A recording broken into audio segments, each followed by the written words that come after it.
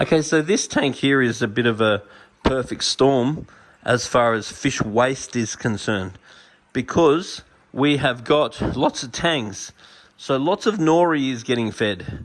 Now the thing about nori is that it's got lots of vitamins, lots of roughage for very little protein.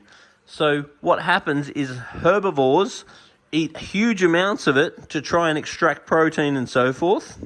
Then we've also got a trout cod in here, coral trout, and he is a huge predator, and he's been getting fed prawns, and he eats for Australia.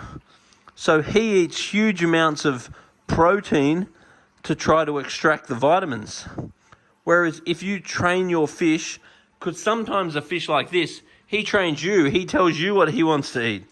But you've got to train him by slowly weaning him onto the food that you want to feed him. So ultimately, Denichi and Spectrum are the main foods that I'd be wanting to feed. Now, Pablo Tabat from Spectrum actually did a whole lot of research into fish digestion and found out something that was quite remarkable, that a herbivore and a predator actually use almost exactly the same ratio of nutrients that as each other. So therefore, you can feed this food to a herbivore and you can feed this food to a predator, and all of the nutrient gets absorbed and very little waste comes out.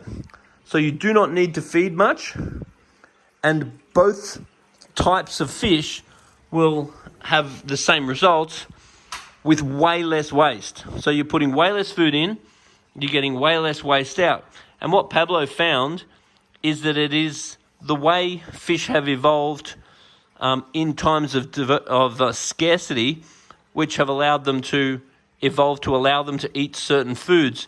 It isn't necessarily what they want to eat.